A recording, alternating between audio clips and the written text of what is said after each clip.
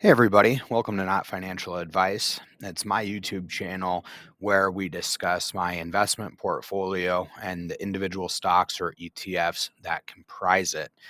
Looking pretty good here over the last 7.5 months. My portfolio is up 31.2%. I am beating the S&P 500 by over 7 points.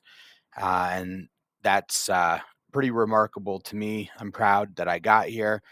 Some of it has to be luck, but the rest is stuff that I've learned and I want to pass on to you. So we're going to talk about it right after this. You need to diversify your bonds. The only problem you're going to have is that you didn't buy more. Because by the time you read about it in the Wall Street Journal, it's already too late. So yeah, man, up seemingly 7-ish% over the S&P 500. This is over the last 7.5 months. That's how long I've been actively tracking each buy and the occasional sell that happens in my portfolio. I do not sell a lot, and it's almost like it was for a reason. I did have a sale of 6 positions. I exited entirely and redistributed those funds into 8 positions I had already held. And that's actually caused a little bit of a glitch in the tracking of my performance. So here on this portfolio tracker, it's showing that I'm sitting just under 82,000, but it looks like I'm closer to 83,300. So those there in the top left, and top right are the sums that get me to the total you saw in the cover photo, just for transparency's sake. But yeah, let's get into it. I'll ask you to like the video, subscribe to the channel, and let's take a look at today's performance. Market was up 0.64%. I almost 2x that. I made $990 on my day off today. And, let's take a second and take a look at some of my top holdings. What we should know is that discussions of interest rates being cut have pushed small cap stocks higher. Fortunately, in this portfolio, I've got 76 investments. Now, it's a little bit deceiving. About 30 of them are fairly big individual stocks like Amazon or Mexican Coca-Cola, KOF. But I also own maybe a dozen ETFs, a lot of them being sector ETFs that I use tactically. And then I have maybe 35 or so smaller positions in the bear market of 2022. I just bought some small amounts of world-class companies like Caterpillar or Procter and Gamble, things that I wasn't sure when I'd have my next opportunity to buy them affordably. So the portfolio is fairly diversified, but it is in fact much more concentrated than the stock market. And so it might be instructive to take a look at what that looks like, sort of visualized.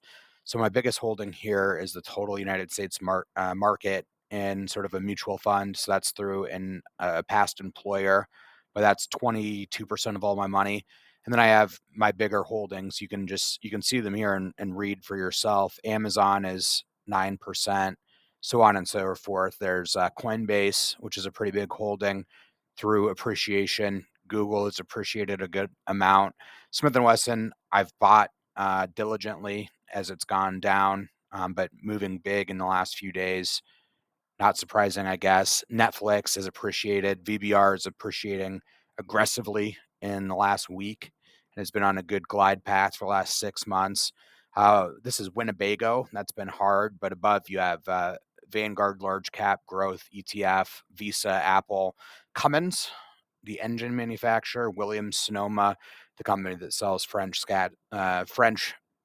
cast iron skillets to upscale housewives. You have Best Buy, SDHD, Salesforce, Mexican Coca-Cola, Vanguard Healthcare. There's also Vanguard Utilities, VPU on the bottom, Vanguard Financials, so on and so forth. And you can see some of these larger positions, or more medium-sized positions throughout here and through the middle of this deal. And then we just have other small ones like I wanted to own some gasoline there, so I own that. There's Hills Bank. It's my local bank. Domino's Pizza. Small things. Starbucks. Waste Management. It's easier to get the idea on those smaller tracker shares. So I do have quite a bit more concentration than the market, but many more positions than the average financial YouTuber of today has. And so, this is how everything's looking. Let's take a look at the portfolio over the last 5 days. Over the last 5 days, my portfolio is up 2.4% to the market's 1.3. The Dow Jones is outperformed, up 4.3 to my 2.4. But the NASDAQ, which has been ripping for like over a year, is down a tenth of a percent while I'm up 2.4. And then you can see that huge outperformance is coming from a lot of my companies that are smaller that would be in the Russell 2000. But looking out over the last month, things continue to look good. Beating the S&P as well as NASDAQ, slightly trailing Dow Jones, again trailing the Russell 2000. And these comparisons don't last as far, but 23% over the last 6 months, 22% year to date, and again, about 31% in returns in the last 7.5 months since I've started tracking this portfolio. So, like the video, subscribe to the channel, and let's see what else we can learn. Let's go to a list format, and let's look. I guess we can just look. We can look today. One of the stocks that I sold, of course, mooned. You're going to get that on those bigger jobs. Don't care, and I can explain a little bit more about why I don't care in a second. But we had some outperformance. So Scott's Miracle Grow, I own that because they sell hydroponic growing equipment for marijuana. That's a third of their business. It's a way that I am betting on marijuana being a thing in the next 10 to 50 years in America. Williams Sonoma, I'm at heart just a consumer. So that's my edge, is to invest in things that I can understand better than someone who went to Harvard and works on Wall Street. I can understand physical and online retailers of merchandise and consumer facing companies. I understand that better than someone who doesn't shop for their own groceries, in so many words. But wheat and precious metal, I own that because gullible 80-year-olds are going to buy gold coin IRA conversions from Newsmax. And so I'm going to own the company that sells that horrible investment to them, and it'll pay me dividends while I do it. It's just a reality of life on Earth. I do feel kind of sorry, but like the video, subscribe to the channel. Seneca Foods, bought this during the pandemic. It's the number one private labeler of canned generic fruits and vegetables. That whole inflation thing, that's actually been really good for me. Let's see. Value. No, let's see total gain. Let's see how much money I've made off generic fruits and vegetables. 30.33%. But, just a small position I bought like 2.5 years ago. So coming back here at a day gain. Some of the other stuff that I own, I'll explain a few more just as long as it seems entertaining, and then I'm going to move on to the next part of this video before we wrap it up. But Solventum Corp, that was a spinoff of 3M that I didn't ask for. 3M sold off, I believe, their medical products into a new company. I didn't ask for that. I didn't want that. I wanted 3M how they were, and so I sold it. It's up, but that's okay. Now, speaking of that, some of the companies I sold off and rolled the money into, Ulta Beauty is up in a big, big way. So I'd rather have my money in Ulta Beauty than Foot Locker, as a for example. There's a lot of crossover of what I sold, what I was trying to accomplish. When the market rated their stocks lowly and I thought they had a higher potential, but I was wrong and the market was right. Sometimes the market is right, and when I'm wrong, that's when I had to sell, which I'm going to explain in a little bit more detail here. Again, something I sold all the way out of Paramount, which actually will be where I end this video. That did quite well today. But the Fed's looking to cut interest rates, which will re-rate companies with large amounts of debt more favorably. It's ultimately not a reason that I care to own that stock. But at the same time, we'll just go all the way down here. 3 of the stocks I offloaded. Walgreens, they're closing 700 stores. It's a value trap. I wasn't proud of the company when I went to their locations. I sold it. That lagged strongly my portfolio today. Same with Estee Lauder. I think that Target and Williams Sonoma and Ulta Beauty are better woman-centric brands to own. And Intel, I realized I didn't understand enough. And yes, I do think I can understand Google and Meta and Microsoft more than I can understand Intel, and that's fine. I also own Best Buy. So when everyone's going to get humanoid robots that answer complex, general AI questions, if it's Intel's chips that do it, uh, I own the entire US stock market and Best Buy. So I will survive, and so will my ego too. So like the video, subscribe to the channel. This is a post that I made on Joseph Carlson's Discord that I pay to have access to because I think he's great and awesome. But this is just sort of where I detailed the 6 positions I liquidated, and even these numbers weren't right. I think I lost money on this one. This one was never tracking the right way. And I'm not sure about this, but this is where the numbers got sort of messed up. But I own Paramount. This is really important, guys. So like the video, subscribe to the channel. I own Paramount. It owned Comedy Central, MTV, BET, properties that were part of my childhood, and I saw, um, Rushmore, not Rushmore,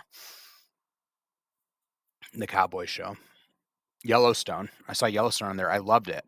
So then I saw Buffett owned it. So I said, okay, all my childhood favorite shows. Um, Yellowstone's great. Buffett owns this. It's a no-brainer, right? So I bought it on borrowed conviction with a sentimental eye. And right after I bought it, I learned, but wait, the producers of Yellowstone are pulling Paramount Studios along by the nose, charging them rent for the viewing of each head of cattle in Yellowstone. Okay. And then I read that that had happened before. And then I looked at it and I saw where they lost money in other areas or had high debt. And I saw that although there was obviously some value to the media that I cared so much about, there were so many other things that were wrong and dangerous about the business, including some lady who owned the big chunk of it who doesn't have any conviction in it. So I sold it and I bought Netflix, which I already owned. Um, and I learned the lesson there that just because something's sentimental to me doesn't mean it's going to be worth money in the future. Intel, um, seeing Nvidia and AMD's outperformance and looking at Intel's situation, it was another stock that was borrowed conviction, but I don't fully understand chips, CPUs, and GPUs, and I don't have the luxury of the time to sit on this for it to turn around. I gave it over 2 years to turn around under the leadership of its rockstar CEO, and I didn't want to wait any longer, and that's okay. So I sold it. So if they end up becoming the 10th biggest company in the world, I'll get that upside um, through index funds, but I didn't want to hold and wait anymore. Estee Lauder, its chart didn't look as good as Ulta Beauty. And when I say chart, I mean its balance sheet visualized over on Qualtrum. I explained this, I explained this, I explained Foot Locker, but Foot Locker is the one that actually is doing really well. And it's an incidental thing. Like I said here, actually, I'll get to it in a second. So these are the companies that I bought, stronger names, names I understand with conviction. I have different theses on these different stocks. Whether people are buying or selling, they'll maintain their home. There doesn't need to be an ideal interest rate range for Home Depot. Women love Target. They also sell Starbucks and Ulta Beauty at Target. Airbnb, it's a verb. I like the aggressive, rapid growth that it's having. I don't think that because some city councils are going to ban it, that it's not going to still be the verb in travel. And I didn't have my portfolio's too defensive. I didn't have that experience that people are looking to get nowadays reflected in my portfolio.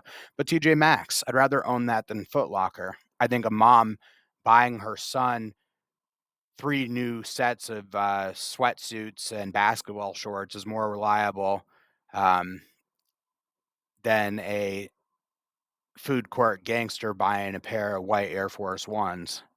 I just think it's more reliable cash flow. That mom's gonna go get her kid those school clothes. and the balance sheet of the company, its fundamentals are fantastic. Casey's, don't tell Wall Street about Casey's. If you know, you know. McDonald's, I won't say much about it. AutoZone, Ulta Beauty. So those are the things I bought where I reinvested after taking about a $1,600 loss here. But I wrote, I had sold completely out of 6 companies I thought were lower quality. It was at a loss, and I bought into 8 companies that I already owned. It was hard for my ego to admit that I was wrong and sell at a loss. But what Warren Buffett said is rule number 1 in investing, don't lose money. Rule number 2, don't forget rule number 1. And so I did see a scenario where Walgreens could go to zero. I saw a scenario where Paramount could go to zero. I saw a scenario where Estee Lauder could underperform, and I could wait for 5 years between Walgreens and Intel for a turnaround. Well, one of them could underperform and one might turn around. Foot Locker was the one that I felt best about, but I only have so much time, capital, and this and that, and so that's where we're at. So just to round this video out, I'll ask you to like it, subscribe to my channel, but I'll give you an example of a stock that I owned at one point I completely sold out of and where I put the money to give you a little bit more of an insight behind my philosophy. This is over on Qualtrum. This is suite of software I pay for to look at stocks, again, through the Joseph Carlson Patreon. This is the best stock screening technology for the lowest price. But Paramount, very low PE ratio, 9.2. Big free cash flow yield, 8%. No one wants to pay money for their free cash flow. $2.5 billion in cash, $14.5 billion in debt, crushing amount of debt. Mediocre dividend yield that's not safe. Revenue, just okay over the last 10 years, 7%. By itself, that number isn't horrible, but we don't like how inconsistent that looks like. Free cash flow,